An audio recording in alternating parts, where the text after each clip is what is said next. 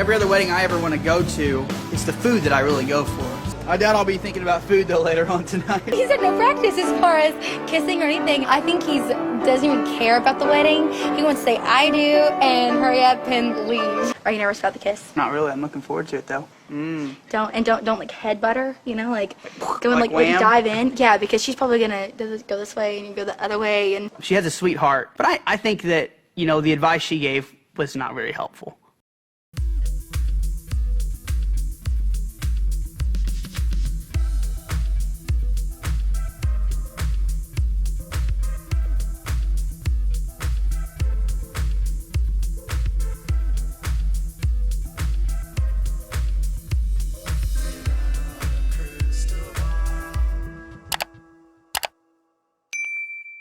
Hey everyone, it's Katie from Without a Crystal Ball. Welcome back to my channel. I hope you're having a wonderful day.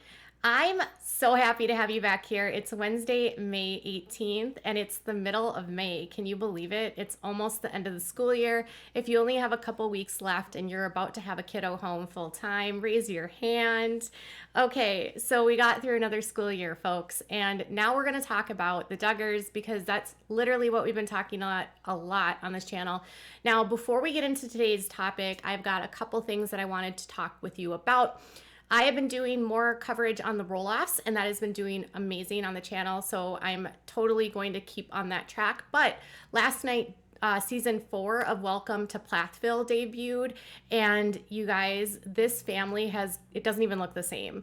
If you haven't watched Welcome to Plathville before this year, this is like, I've never seen anything like this. When we started the series, Kim Plath was all about like, you gotta be modest and you can't do this, and she was super like rules, legalism, rules.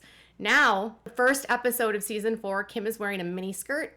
She's opening a dance studio, and she's in like basically in a crossroads in her marriage and thinking about potentially leaving Barry and realizing that she spent the whole part of her life like raising children, and now she wants to find herself. So we go from a woman who didn't want to show any skin to a woman wearing mini skirts, and the Mariah's broken up with Matt. They're all down in Tampa. Mariah, Olivia, and Ethan, and Micah is in California. So it's a very different Plath family. If that's something that you'd like me to cover, I have in the past, just let me know in the comments. Before we get into this video, do me a solid. We say that at my house all the time. If you haven't given this video a thumbs up, make sure that you do, as well as if you haven't subscribed to the channel and you're part of that percentage of people that watches all the time but hasn't subscribed yet, make sure that you hit the subscribe button and turn your notifications on. And always leave me some comments if you have something to say. I love to hear from you. Yesterday, I did a video about a message that Amy King left on her Instagram as a letter to Anna Duggar. 1 week from today, we will find out how many years Josh Duggar is going to go away for. Last week, we had a series of documents that were filed in court for one side, the government, and his side. And his side included letters. The letters that were written sparked a lot of backlash from a lot of people, including family members who were outraged by what was written in these letters. Anna was pleading with the judge to return her husband home and saying that she needed him to work. And Michelle Duggar wrote this letter about how her son has this incredibly tender heart and he's just this compassionate man that does so much for her, for others. He's giving, good parent, blah, blah, blah. One thing that we didn't talk about was Anna Duggar's dad. A lot of you have had questions about where do the Duggars sit in comparison to the Kellers. Do the Kellers support this marriage? Do the Kellers want Anna to leave him? Do they believe that Josh is innocent? Where are Suzette and Michael Keller sitting? I told you that Michael Keller and Suzette I would actually classify as a little bit more radicalized than the Duggars, and I think that Michael Keller like exists in a plane of teetering on between reality and not reality, and he's very extreme in his beliefs. He has also spent a lot of time as a chaplain in prisons. So I think his perspective is skewed, and he truly believes that he can like redeem people through Christ. And I'm not here to say that faith cannot be a good healer for people. It's just in Josh's case, it's not going to heal him. It's the only thing that's ever been used to try to heal him. We know at this point that the attempts the Duggars have made to try to heal him didn't work.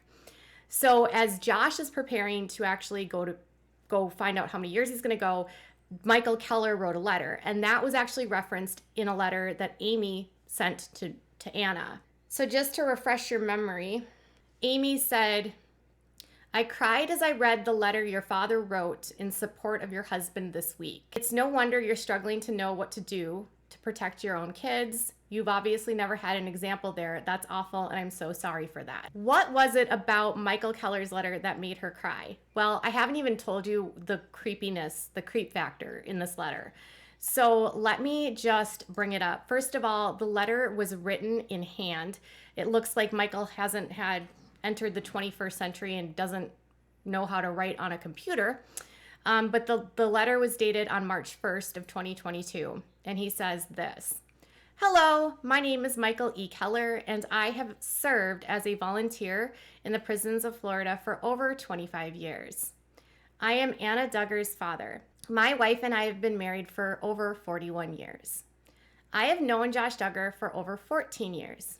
I have spent a lot of time watching Josh's character over the years. He is very gentle, kind, and polite to everyone I've seen him in contact with, and I've never seen him blow up in anger. I have seen Josh many times go the extra mile to keep peace with others.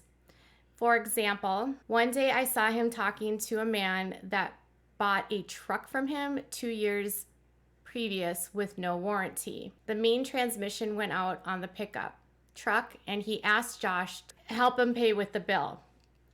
I couldn't believe what I heard. Josh said he would pay half of the transmission bill. Dear Judge Brooks, please be merciful to this young man that has a wife and 7 children that love him and need him. He is truly a fantastic daddy and truly loves his family. Michael Keller." The running theme in a lot of these letters, as I've told you, has to do with benevolence, because Josh Duggar's attorneys think that he should get a reduced sentence because in the past, people that have done good things and done charity work and been an asset to the community can get time served, or they can get reduced sentences.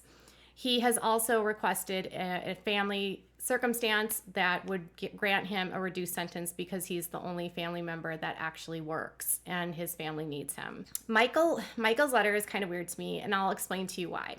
Michael lives in Florida, and Josh and Anna have lived in Arkansas. So for the better part of the 14 years that Michael has known Josh, he has never known Josh in a setting of his own life. Like, you have a relationship with him where you're like on vacation. So Josh and Anna go down to Florida to spend time with mom and dad. Mom and dad go up to Arkansas to spend time with Josh and Anna. They're never like living in day-to-day life together, because every time they're together, one set is traveling. So your relationship is based on vacation. I don't know how to explain that fully, but you know when you have friends over and they come in from out of town, and you go out of your way to like show them an amazing time, and the whole time they're there, you're like on and you're doing everything and you're on your best behavior.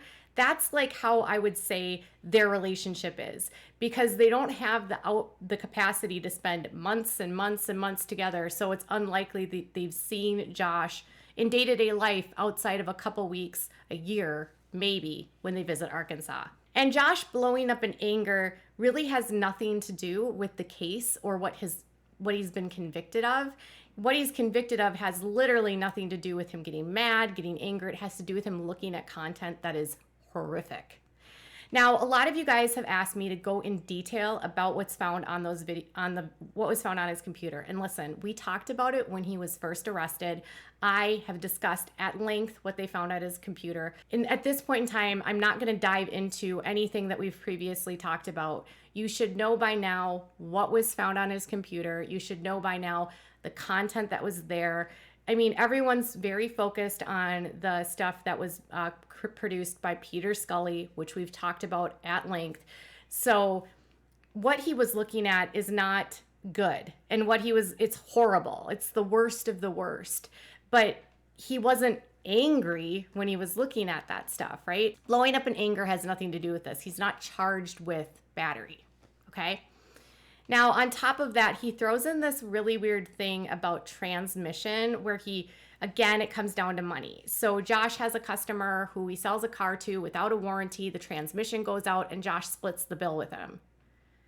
That has literally nothing to do with Michael. It has nothing to do with Michael's relationship with Josh. It has nothing to do with what Michael knows about Josh. There's no mention by Michael about how for a period of time in 2015 and 2016, his son-in-law, who is, as he would call it, has good character, gentle, kind, and polite to everyone. He doesn't mention that his gentle, polite, and kind son-in-law cheated on his wife, cheated on his daughter repeatedly, had multiple online profiles on dating apps, was accused by a dancer of doing horrible things to her, was sued by that dancer. That dancer has gone on to Danica Dillon's, made a ton of interviews about what she claims happened that night. Josh has always denied that he even met her, and the lawsuit was dismissed. They always gloss over everything. And another thing I just think is weird is like, the first thing he says is, I volunteered in prisons. I don't know why that's relevant to him. Like, he's not working with Josh in a prison sentence. I mean, and he doesn't say like why Josh should be granted mercy. He doesn't say anything about it other than, okay, Josh is a really great guy. Josh gave some guy a discount on his broken transmission. Josh has a wife and a child and children that need him. He is truly a fantastic daddy and he loves his family. I didn't hear him say that he has a truly fantastic relationship with his wife. I didn't hear him say that his wife and how he treats his wife. I didn't hear him say anything like that. It's just a weird letter. Not to mention, most fathers that have any sort of level of conscience would tell their daughters to run. Listen, if my dad found out about my husband doing something like this, I guarantee you my dad would be on the phone and be like, you're out, you're done. Leave, don't stay, no need to stay, right? Because most dads with a logical brain will understand that what their daughter's husband was doing is so abhorrent, mind you, that they need to get out. It's not healthy for the kids, it's not healthy for the wife. But in their world, the husband can do no wrong. So Michael's letter is basically saying, I trust Josh with my daughter. I trust Josh with my grandkids. I trust Josh because he gave some guy a discount and he's a gentle and loving person that never blows up in anger. If you have a father that's telling you these things, and then you also have his parents saying that Josh is a good person, he just needs to be redeemed. We believe in redemption. We believe that Josh can be a better person. We believe that he's capable of change. There's no reason to leave, because what happens when he gets better? Then you'll have missed out and you didn't stick it through. You know, it's really sad. I got an email from someone that was in the IBLP, and they sent me a copy of a pamphlet that they had. And it was giving insight into like what a husband needs and like how to be a good wife.